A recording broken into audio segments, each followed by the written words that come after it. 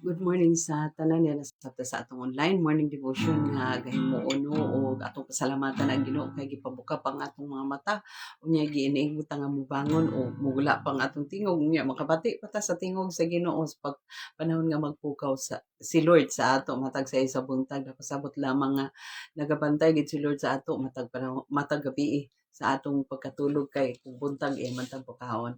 So come on, let's start the day right by worshiping our God. Kaya nagpabilin pa ang atong muto nga seek ye first the kingdom of God and His righteousness, and everything shall be added unto us. Amen.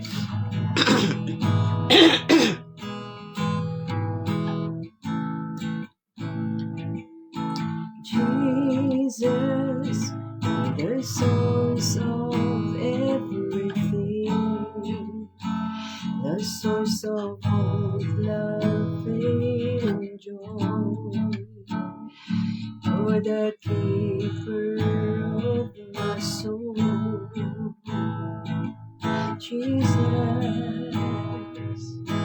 Jesus, you're everything I need. In every day I live, you're always here for me.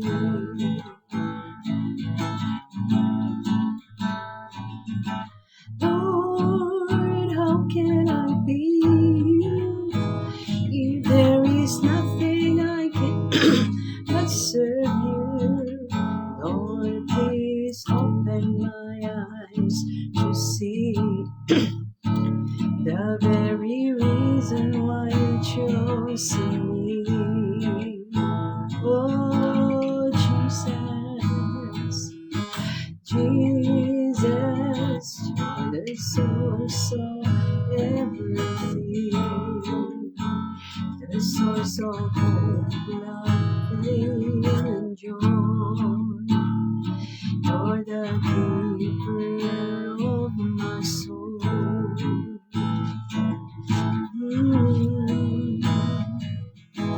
Jesus, you're everything I need. In every day I live, you're always here for me. Yes, Lord. Lord, how can if there is nothing I can do but serve you? Lord, please open my eyes to see the very reason why you chose me. How can I pray you, Lord? Lord, how can I be you if there is nothing I can do but serve you? Lord, please open my eyes to see the very reason why you chose me. Oh God, we give you praise, we give you glory, oh God, we give you honor, for you are worthy, oh Lord, worthy. Jesus, Jesus, we lifted up your name on high. Hallelujah. Lord, how can I be you if there is nothing I can do but serve you? Lord, please open my eyes to see the very reason why you chose me. Lord, please open my eyes to see the very reason why you chose me. Lord, please open my eyes to see the very reason why you chose me. Oh, hallelujah, hallelujah. Thank you, God. Salamat kayo, Lord, sa inyong pagpukaw ka na mo, Amahan. Iniisay sa kapuntago, Lord. Thank you, guys. Kalidad malinaw, hinanong makatulong. Thank you, guys, sa inyong pagkatag na nilay matawang adlaw, ginawang Friday. Opportunity, alam ka na mo, Lord, to continue to live a Christian life, Lord. Salamat kayo. Even opportunity for us, Lord, to serve you, God. Hari, ng hari. And to do the work that you have entrusted unto us, Lord. Salamat, Lord. Salamat kayo, Ginoo. Inadlaw, Lord, masin natin mo sa mo ang daghang kay mga butang langit mo spirito hanon nga mo sustain ka na mo, Lord. Kay kining tanan nagsumikat mo kanimo. Dalaygon kay Lord, so like katapusan naman, dawata ang mga pagpasalamat din sa kabutagon, Lord. Pagdaig, pagmaya, pinaagi sa gamhanan nga ngalan ng Ginoong Kristo nga among Ginoo ug manluluwas. Amen. Praise the Lord. So nanasabta sa pagpakli na sab sa balaang kasulatan sa Ginoo.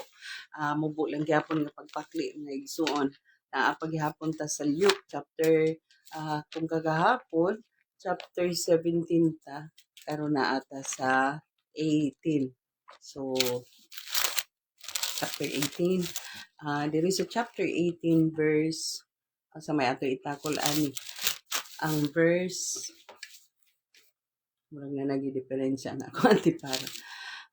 Verse 11 and 12. Atong basahon ang verse 11 and 12 because it talks about the two person nga nagtindog atubangan sa templo o duha ka klase nga tawo. Makita nato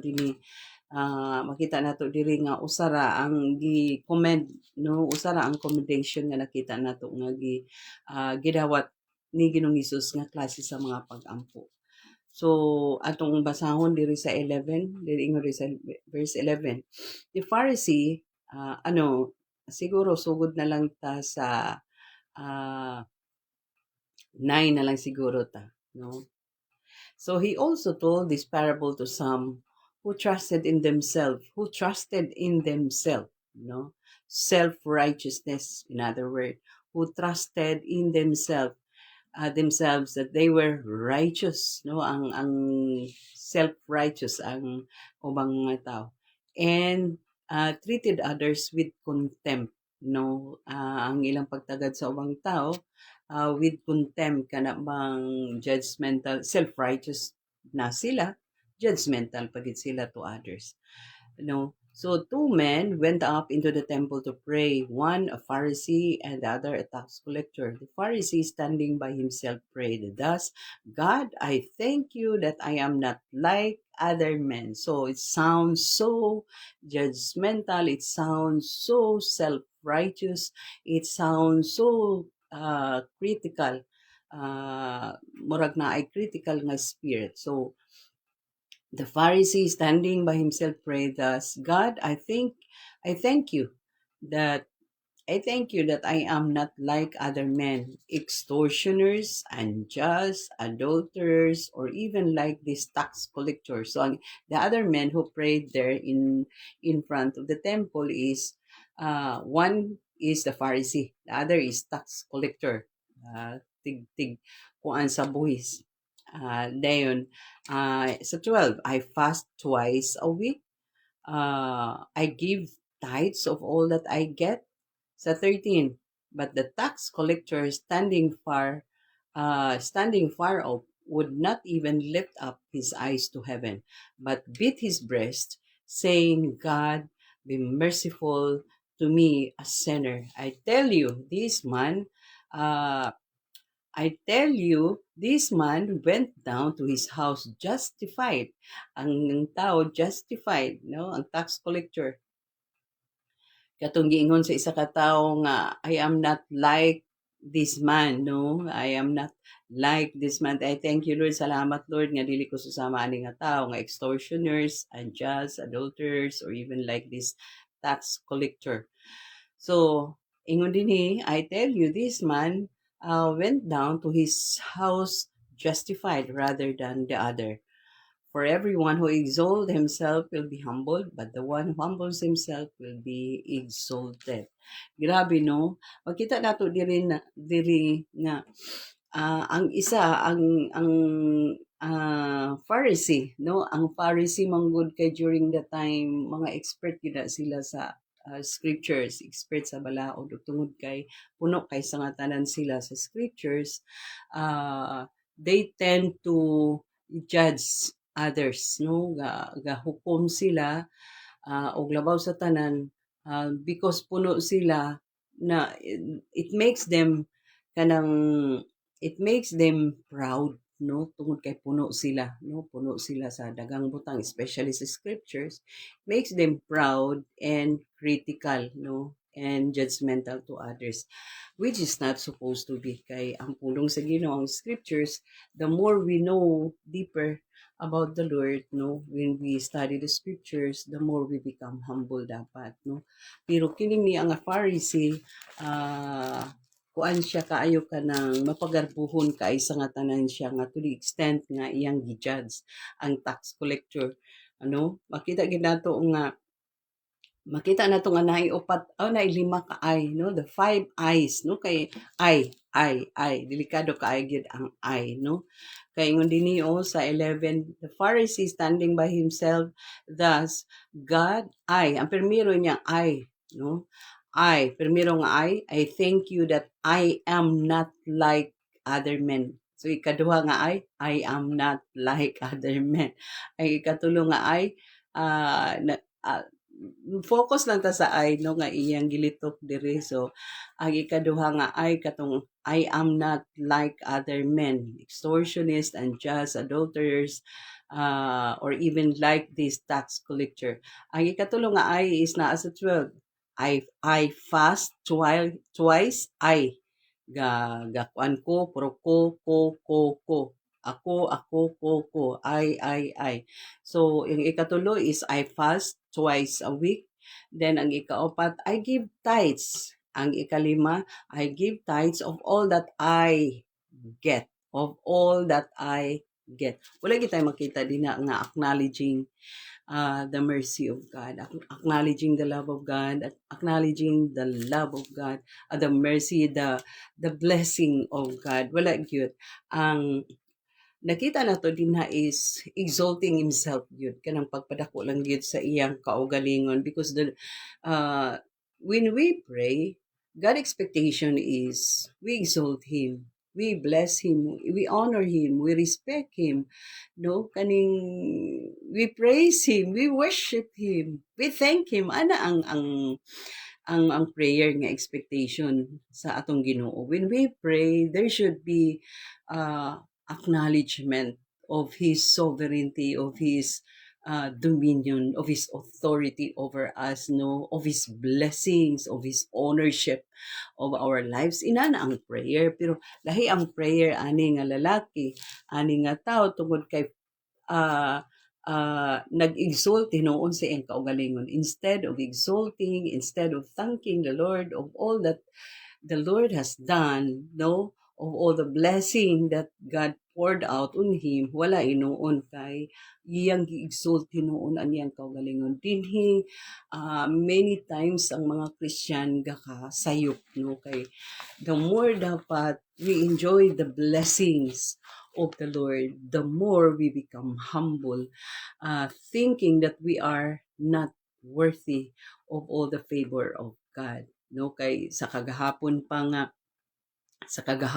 nato nga message yesterday morning nga God owe us nothing. Wala nakautang si Lord sa ato. Kita hinuon ang nakautang. We owe everything to God. Ang tanan, the air that we breathe, the food that we eat, no, the water that we drink, no, the blessing that we enjoy, everything comes from the Lord. So kita ang nakautang dapat sa Ginoo, dili ang Dios ang nakautang nato. Ug tungod ana, kita dapat ang magpasalamat sa Ginoo, especially sa opportunity nga gi-allow ni Lord nga mahitabo sa atong kinabuhi. It's a great opportunity nga gamiton para sa iyang kahimayaan, no? Because not all people of the world nga gagamiton ni Lord para to bring glory to him, no, to honor him, dili gani tanan. So meaning to say, kanang opportunity kaayong mag-alagad sa Dios, opportunity kaayo nga maka-communicate kang Lord, opportunity kaayo nga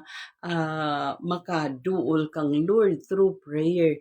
But this man, no, this man wala ang dili prayer because when we speak about prayer, it is expected that we thank God for all the things that we have enjoyed. We give Him first priority sa atong prayer. So, dinhi nakita nato nga the five eyes no in this sa ani nga passage nga nakita nato reveal the self-centeredness of this man, of the Pharisee. No, nagpakita lang nga self-centered ang mao nga Pharisee nga ang iyang kaugalingon ang iyang gaipadako kanunay. No, so rather than giving thanks to God for everything that he has enjoyed, rather than giving thanks to God, honoring God, no, giving praise to God of everything, no. So self-centered ang maong lalaki kung atong tan-aw, no. So inaani gid atong dumdumon kanunay mga igsoon nga for everything that we have enjoyed here on earth comes from the Lord. And we owe everything unto God. So kita dapat ang muyukbo sa Dios. Kita dapat ang mualagad sa Dios nga susama atong unworthy servant no sa chapter 17. Nganong unworthy servant man because it is a great privilege, no? Privilege kaayo nga gamiton ni Lord. So the more God uses us to do the work no in the ministry, the more we become humble and acknowledge that we are only an unworthy servant who is doing the work of the Lord here on earth. So, moning gakahitabo, no? Moning gakahitabo sa mga Kristohanon karon nga the more gakapuno sila sa pulong sa Dios, the more nga filled sila, the more nga they become proud. And the more that they become judgmental to other Christians. So, makita nato diri nga ang usa ka tax collector kabalo tas kinabuhi sa usa ka tax collector nga ga-prejudge sila sa mga tao, ga-prejudge sila sa mga tao nga hingwarta sila no ana mga tax collector. Pero only God knows the heart of a tax collector no Ginoo ray nakahibalo sa kasing-kasing o walay lain nga angayan mag-judge kundi si Lord ra gyud. Ug nakita nato dinhi only siya ra, no? Ang tax collector ra ang nag-acknowledge no sa pagka-Dios sa Ginoo. Kay ngano man ingon siya nga ang iyang gilitok diri is ingon siya nga kaning diri sa 12 no diri sa 12 uh, asa ba makita naa sa 11 but the tax 13 but the tax collector standing far off would not even lift up his eyes to heaven. Dili gani siya makahangad kay ulaw na gid kay sa nga tanan maulaw gid siya sa Ginoo because he knows not una sa tanan why he cannot lift up his face because he knows that God is holy. Munang number 1 nga nahibaluan sa tax collector makasasala siya and the Lord is holy, he is not worthy. That's why he cannot lift up his face in up high no atubangan sa Dios. And second acknowledgement nga gihimo sa tax collector is ingon siya would not even lift up his eyes to heaven but beat his breast no dukduk niya ang iyang dughan Ginoo nung giningon siya God be merciful to me a sinner. No, so ikaduha niya nga acknowledgement sa Ginoo, he acknowledged that God is holy and he is not worthy. Ikaduha nga acknowledgement, he knows that God is merciful. No, kabalo siya nga maluluyon ang Dios. Una sa tanan kabalo gid siya nga holy ang Ginoo. That's why he cannot lifted up his eyes and face up high, no? Atubangan sa Dios. And second is he knows, no? He knows that God is so merciful. Dapat inani ang Kristohanon, no? We should always be aware that God is holy. No, that every time we commit mistakes, sins, no, against God, dapat we should have that humble heart, no, in approaching Him, no, through prayer. Then ikaduha, we should know that God is merciful. Though we are a sinner, but He loves us. Mulagi ingon nga, God loves the sinner, but He hates sin. So, kung dili na to maila ang Ginoo nga inaana siya, delikado kay sa nga tanan mga igsoon nga magpatuyang ra gid ta, magpahutak ra gid ta. So when we pray, we should always be aware that God is holy, and we should always be aware that God is merciful. Kay mo'y gidawat ni Lord nga klase sa prayer. Kay ang prayer nga isa is not acknowledging the Lordship of God, but He acknowledged His self-centeredness. Ang iyang giila, ang iyang gituboy, iyang kaugalingon. No? He is not actually praying, no? Because praying is exalting God, praising God, thanking God, worshiping God. Muna tinuod nga klase sa prayer. Kung ang atong mga achievement, God knows that. Wala man na nalilong sa Ginoo ang atong kung kinsa ta, kung unsa ang mga butang nga natamasa nato. Wala na nalilong kay in the first place, anyway, siya man ang nag-bless ana, siya ang naghatag ana. Wala na nalilong sa kang Lord, dili na kinanglain isa-isa ko na siya, no? Because the Lord knows that. Because actually, siya ang naghatag ana, no? So, ang sayop diri sa Pharisee is, murag dili pa aware ang Ginoo sa iyang status, no? Kay iyang, but he uses his self-centeredness in order to judge the tax collector. And siya, dili ko parehan niya, dili ko parehan niya, dili ko parehan niya. Joker kayo, no? So, he is not actually praying unto God, but he is actually exalting himself, no? In order to judge others, no? So, makita nato din nga, grabe yun. There are a lot of lesson nga atong makutlo yun diri mga igsoon. Nga, as a Christian, the more we enjoy, no, the blessing of the Lord, the more we become humble. The more we become filled with the scriptures, with the word of God, the more we become humble and be merciful to others. No, kaluyan, instead nga i-judge nato sila, kaluyan nga luoy kaaysa nga tanan sila, Lord. No, so finally nakita nato nga ani nga passage, no, the Pharisee reveal his self-centeredness, no, and then uh, uh, he is not actually grateful unto the Lord, no, kay murabag feeling niya angayan lang siya nga panalanginan sa Ginoo, kay buutan siya, no, naina ng mga Christian angayan lang nahulog ang akong Bible. Angayan lang i-bless ko nimo Lord, i-bless ko nimo Lord kay namuhat ba ako, i-bless ko nimo Lord kay butan ba ako, i-bless ko nimo Lord kay no. Dili ta dapat mo demand sa Ginoo, because wala nakautang si Lord sa ato, kita ang nakautang sa Ginoo, no, even our lives, no, utang nato ning niya, daghan kay utang kabubuto nato sa Ginoo, daghan kay, no. So God is not bound to nga magsunod-sunod siya sa atong mga kapritsyo sa iya, atong mga demands, no. Kay in the first place, everything that we have, everything that we are, everything that we are supposed to become, siya ang tanan tag-iya ni ining tanan, no. So hinaot nga didto ta sa isa ka tax collector nga gipakita nga example nga klase sa prayer, because ang gipakita nga example sa Pharisee is not actually prayer, but exalting himself, showing his self-centeredness. Amen. Natin na kutlo karon nahulog ang akong Bible. Praise God, ug mag-ampo ta. Dalaygon ka.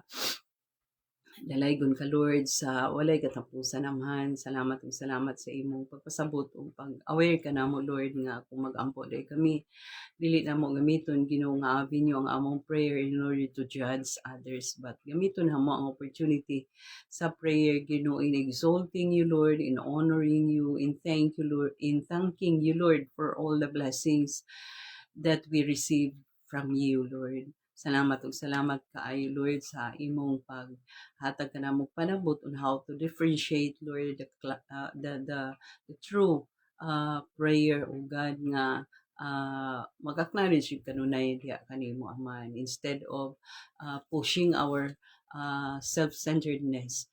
in your sight, O God. Busa salamat ug salamat kaayo dalaygon kagid Lord. Lord, nagapray usab kami karon sa mga kaigsuonan nga manarbaho sa opisina, Ginoo Lord, pribado o publiko nga office nga ikaw man ang tag-iya tuburan sa tanang butang, Ginoo nga gikinahanglan sa tao, Ginoo para ma-sustain everyday. Lord, ikaw Ginoo magahatag niini ngadto kanila amhan aron ang ilang lisod nga trabaho, daghan nga trabaho, kapoy nga trabaho, medyo gaan ra mamahimong gaan, mamahimong sayon tungod kanimo pinaagi kanimo nga makig-uban kanila. Bisan pa man gi-pray sa namong mga kaigsuonan nga nagapang-eskwela labi ng mga kabataan sa preschooler, elementary, high school o even college nga mga students. Lord, ikaw Ginoo mag-provide o comprehension Ginoo ug magatagbo sa ilang mablarunon sa school o God ug mag-cover kanila Lord walay buhat sa kaaway nga panamas-tamas kanila during sa school nga naa sila sa school Ginoo. Salamat ug salamat kay bisan pa man nagapray kami sa mga teacher Ginoo nga ikaw sab o Dios tabang kanila Ginoo mag-enable kanila mag-empower kanila nga makaya nila ang pagdumala sa ilang mga classroom Ginoo klase-klase nga mga estudyante ug kinaiya sa estudyante. Salamat Lord sa imong paggamit sa mga teacher o God alang sa imong kahimayaan. Bisan pag-pray na mo ang mga kaigsuonan nga naay mga online nga trabaho Ginoo nga imo sab silang tabangan Ginoo Lord nga magdanag sila ang kahayag nimo magdanag sa ilang kinabuhi samtang maghimo sila Ginoo sa ilang mga trabaho diha sa online and allow them Lord to continue to honor you Lord diha sa online. Muna yung mga pag-ampo namo Lord. Bisan pa mga pag-ampo sab namo alang sa mga kaigsuonan nga naay mga business nga gipang manage. Salamat kaayo Lord that you're going to bless them Lord as long as they continue to honor you. Salamat ug salamat kaayo dalaygon kagid Lord so like katapusan presensya nimo pinaka precious kaayo Ginoo. Your presence is so precious unto us every day Lord na mag-manifest sa among kinabuhi as we continue to live a Christian life, as we continue to do the work of the ministry, as we continue, Lord, to serve you, O God. Presensya na mo, nimo, gikinahanglan na mo, Lord. Sa Lord, ining size kabuntagon, dawata ang among mga pagpasalamat, Lord. Dawata ang among mga pagdayeg, Ginoo, di alamang kanimo, Ginoo, ang among pagyukbo. Diha lamang gid kanimo kanunay pinaagi sa gamhanan nga ngalan ni Ginoong Kristo nga among Ginoo ug manluluwas. Amen. God bless us all until next morning.